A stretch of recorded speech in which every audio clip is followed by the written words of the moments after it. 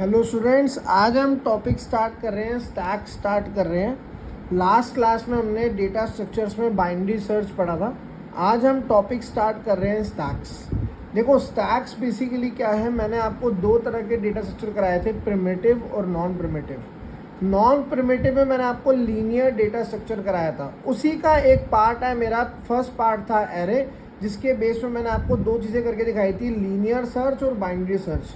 आज मैं सेकंड चीज़ स्टार्ट कर रहा हूँ, स्टैक स्टार्ट कर रहा हूँ। तो स्टैक स्टार्ट करने से पहले आप एक काम यही करना, जो लास्ट वीडियो हमारी थी आपने उसको सब्सक्राइब करना है, लाइक करना है, शेयर करना है। आज जो हम टॉपिक स्टार्ट कर रहे हैं बहुत इंटरेस्टिंग टॉपिक है हमारा, स्टैक्स। ठीक है, प्रोग्राम को लर्न नहीं करना, रटना नहीं है, एल्गोरिथम लर्न नहीं करनी, समझ के करोगे बहुत जल्दी ऑटोमेटिक ही लर्न हो जाएगा। पर रट्टा नहीं लगेगा, कोई आपसे पूछ ले आप उसका आंसर दे पाओगे। तो वो सब आंसर देने के लिए ही मैं आपको आज ये टॉपिक करवा रहा हूँ, स्टैक्स। देखो, स्टैक्स के अंदर हमारे पास दो ऑपरेशन होते हैं, एक होता है पुश, एक होता है पॉप। पुश से होती है हमारी इंसर्शन और पॉप से होती है हमारी डिलीशन। फॉर एग्जाम्पल, मेरे पास ये एक एरे है। ये एरे के अंदर हम एक चीज़ मैं आपके सामने यूज़ कर रहा हूँ, पुश और पॉप। पुश से क्या होती है इंसर्शन, पॉप से क्या होती है डिलीशन।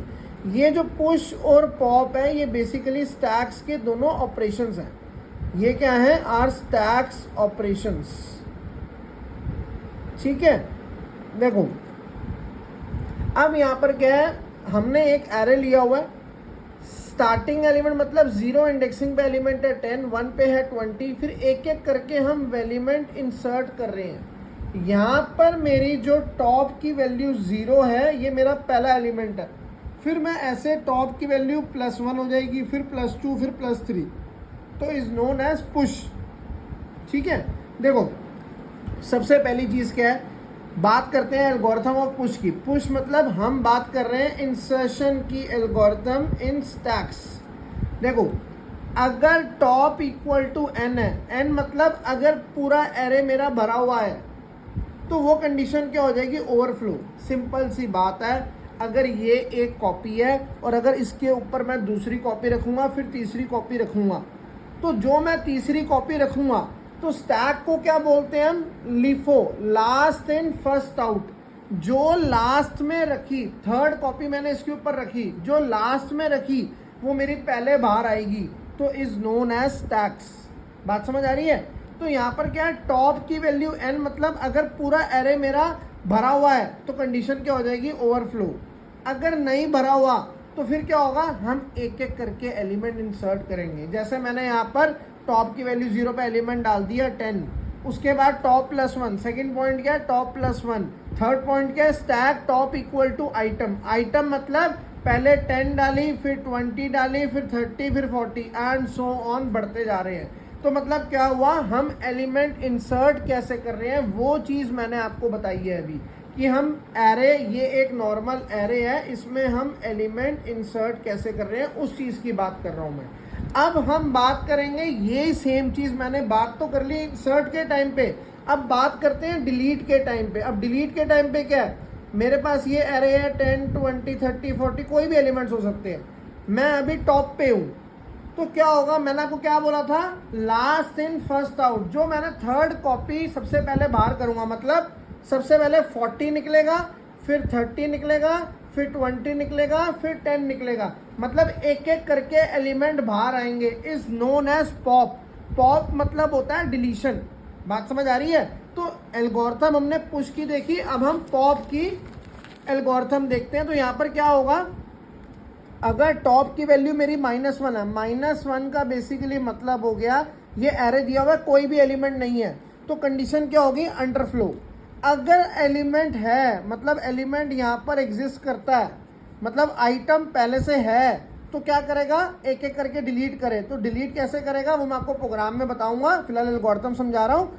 आइटम अगर 50 पहले डिलीट होगी, फिर क्या होगा, टॉप की वैल्यू -1, फिर ऐसे -1 करते करते पूरा हमारा स्टैक जो है एम्प्टी हो जाएगा। बात समझ आ रही है, मतलब एरे हमारा एम्प्टी हो जाएगा। ठीक है, अब यही चीज़, यही एल्गोरिथम जो हमने करी है, मैंने इस चीज़ के लिए यहाँ पर एक हमारा नॉर्मल सा प्रोग्राम होता है, implementation of stacks using arrays. जो बच्चे मेरी वीडियो देख रहे हैं जिन्होंने प्रैक्टिकल फाइल खुद बनानी है, वरना कई बच्चे तो ऐसे होते हैं जो कॉपी पेस्ट करके काम चला लेते हैं, प्लीज़ कॉपी पेस्ट ना करें, आप मेरे साथ साथ बने रहें, एक एक चीज़ समझ आएगी। क्योंकि आफ्टर 3 ईयर्स के बाद कॉपी पेस्ट नहीं चलता, जो हमने कॉन्सेप्ट किए होते हैं वो ही चलते हैं। बात समझ आ रही है? तो अब हम इसके बेस पे यहाँ पर प्रोग्राम्स देखते हैं। सबसे पहले देखो हमारे पास यहाँ पर सबसे पहला प्रोग्राम क्या है, implementation of stacks using arrays. अब इम्प्लीमेंटेशन के लिए सबसे पहले मैंने हेडर फाइल ली है, इंट स्टैक 10, ये जो STA लिखा है ये स्टैक लिखा है, यहाँ जगह कम थी इसलिए मैंने ऐसे लिखा है स्टैक 10। स्टैक 10 मतलब नंबर ऑफ एलिमेंट्स 10 साइज का मैंने एरे लिया। नंबर ऑफ एलिमेंट जितने मर्जी मैं एंटर कराऊँ मेरी है, पर मैंने टोटल साइज n ले लिया।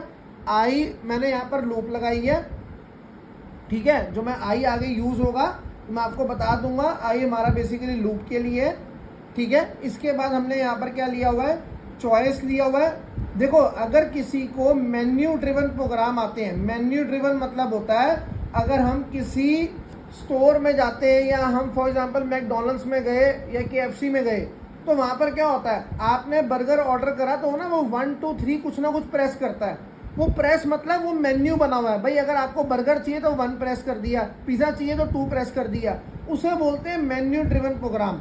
तो हमें वो मेन्यू ड्रिवन प्रोग्राम यहाँ पर कैसे यूज़ मैंने करा है मैं आपको वो समझा रहा हूँ। तो मेरे साथ एक बार यहाँ पर आओ। देखो सबसे पहले जो ये लाइन लिखी है, in stack 10 ij choice equal to 0 and top equal to -1, ये जो सारे मैंने वेरिएबल्स डिक्लेयर करे हैं यहाँ पर इन टाइप के, ये मैं नीचे यूज़ करे हुए हैं। हमने यहाँ पर क्या करा हुआ है, void push, void pop, void show, ये हमने फंक्शंस बनाए हुए हैं। क्या बनाए हुए हैं, फंक्शंस। वॉइड पुश मतलब फंक्शन प्रोटोटाइपिंग बना रखी है, फिर इसको हमने नीचे डिफाइन भी करा हुआ है। बात समझ आ रही है? इसको हमने नीचे डिफाइन भी करा हुआ है। अब देखो डिफाइन कहाँ पर करा हुआ है, हमने मेन के अंदर डिफाइन करा हुआ है। तो आपको एक एक करके समझाता हूँ। यहाँ पर 3 फंक्शन बनाए हैं मैंने, void push, void pop, void show. और जो यहाँ पर एरे लिया स्टैक 10, वो ये स्टैक है।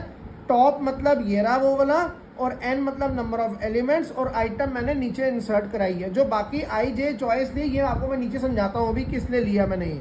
देखो सबसे पहली चीज़ है हमारे पास, यहाँ पर हम बात करते हैं इंट मेन से हमारा मेन प्रोग्राम स्टार्ट हो रहा है।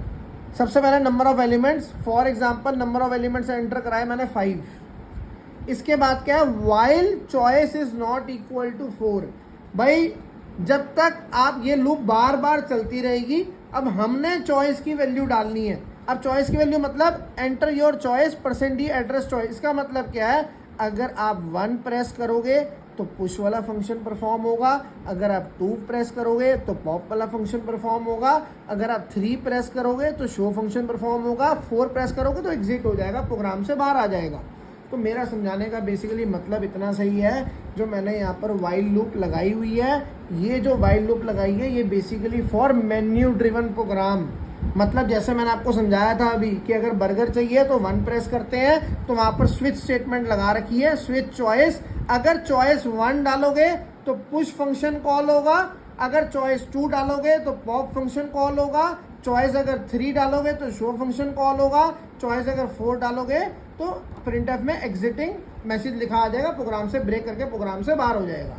अब जो ये स्विच स्टेटमेंट लगाई है, this stands for menu driven program, कि आपने बता दिया कि पुश फंक्शन नाम की एक चीज़ है, मतलब आपने कॉल करवाया हुआ है। अगर चॉइस 1 डालेंगे तो पुश कॉल होगा, चॉइस 2 डालोगे तो पॉप कॉल होगा, चॉइस 3 डालोगे तो शो कॉल होगा, चॉइस 4 डालोगे तो एग्जिट कॉल होगा। अब मैं आपको पुश फंक्शन यहाँ पर कैसे परफॉर्म हो रहा है, देखो लास्ट में तो डिफ़ॉल्ट है। डिफ़ॉल्ट का बेसिकली मतलब ये है, अगर आपने चॉइस डाल दी 7, तो 7 तो केसेस ही नहीं बने हुए, तो वो कहाँ जाएगा, डिफ़ॉल्ट में। वो कहेगा please enter the valid choice. अब देखो ये मेरा मेन फंक्शन है वॉइड पुश, जो मैंने एल्गोरिथम आपको वहाँ समझाई थी। हमारा पहला पॉइंट था वहाँ पर, इफ़ अगर टॉप की वैल्यू n है तो ओवरफ्लो कर दे, वही चीज़ मैंने यहाँ कर दी है। इसके बाद एल्स में क्या है, उसने कहा था भाई अगर ओवरफ्लो नहीं है तो एक एक करके एलिमेंट डालो, मतलब पहले आइटम को इंसर्ट कर दिया, वो हमने इन टाइप की आइटम डिक्लेयर कर ली। आइटम इंसर्ट कर दी, उसके बाद टॉप +1 और आइटम को एरे में भेज दिया। This stands for push. एक एक करके आइटम इंसर्ट करी, टॉप बढ़ता गया और आइटम मेरी एरे में स्टोर होती गई। ये हमारा पुश का है। पॉप की अगर बात करें, अगर टॉप की वैल्यू -1 होगी तो कंडीशन अंडरफ्लो हो गई।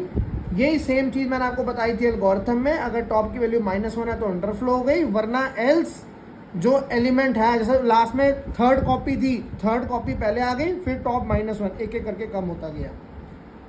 और जो लास्ट था हमारा वॉइड शो, इसमें मैंने नॉर्मल सी लूप चलाई हुई है। भाई नॉर्मल एरे को प्रिंट भी तो करोगे, जो आपने एलिमेंट्स लिए उन्हें प्रिंट भी तो करोगे, तो कैसे करोगे? आई की वैल्यू स्टार्ट करी टॉप से, क्योंकि मैंने आपको एक चीज बताई थी, ये मेरा एरे है 10 20 30 40। एलिमेंट ऐसे प्रिंट नहीं होंगे, लास्ट इन फर्स्ट आउट। तो जो मेरा टॉप होगा, टॉप से लेके 0 तक 40 30 20 10 ये एरे प्रिंट हो जाएगा।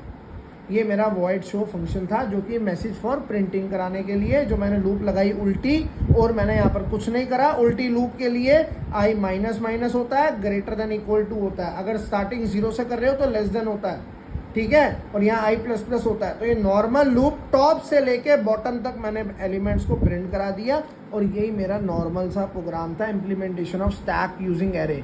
ये इग्नू का 10 मार्क्स का पेट क्वेश्चन है, या तो implementation of stack using array या implementation of stack using link list. ये पक्का पेपर में आता ही आता है। और आईपी यूनिवर्सिटी एमिटी वालों के लिए एल्गोरिथम और प्रोग्राम प्रैक्टिकल में पूछा जाता है।